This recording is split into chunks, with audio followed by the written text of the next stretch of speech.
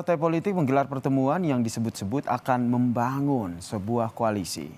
Pertemuan yang dihadiri oleh Waketum dari P3 Arsul Sani, kemudian ada Ketua DPP PDIP yaitu Jarod Saiful Hidayat, Waketum Gerindra Habibur Rahman dan juga Ketua DPP P3 Cucun Ahmad. Ini dilaksanakan di mana pertemuan ini disebut sebagai koalisi Lebaran Bahagia. Partai Gerindra menyambut baik bila koalisi yang dibangun ini semakin besar.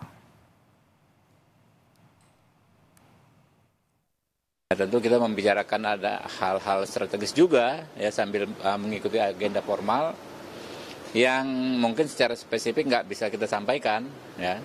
Cuma kalau kami Gerindra kalau dikatakan misalnya koalisinya membesar ya kan Gerindra ada kemudian kemarin ada Pak Cucun PKB, ada Pak Arsul P3, ada Pak Jarod PDIP, ya tentu kita aminkan ya.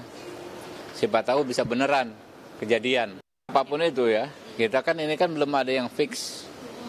Ya di luar sana belum ada yang ya fix banget lah. Siapa tahu masih bisa kita bikin koalisi yang lebih besar gitu loh.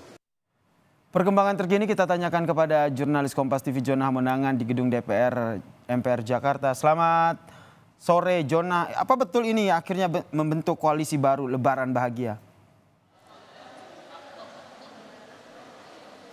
Ya, Seri, memang sangat menarik ya. Ini seperti menambah semarak tahun politik. Ada 3 koalisi dan sekarang ada lagi yang dinamakan dengan koalisi Lebaran Bahagia. Tapi ketika tadi saya tanyakan kepada Habibur Rahman, apakah ini adalah bukti keseriusan dari 4 partai, memang ini belum bisa dipastikan dikarenakan ini hanya kumpul-kumpul belaka khususnya para pimpinan tokoh partai politik. Nah, kalau kita lihat dari komposisi yang ada seperti ada partai PKB, P3, PDI Perjuangan dan partai Gerindra. Ini sebenarnya ada sedikit perbedaan mulai dari sudut pandang. Seperti kita tahu bahwa P3 ini masih masuk dalam KIB atau Koalisi Indonesia Bersatu. Sedangkan untuk Gerindra dan PKB mereka sudah memiliki poros sendiri.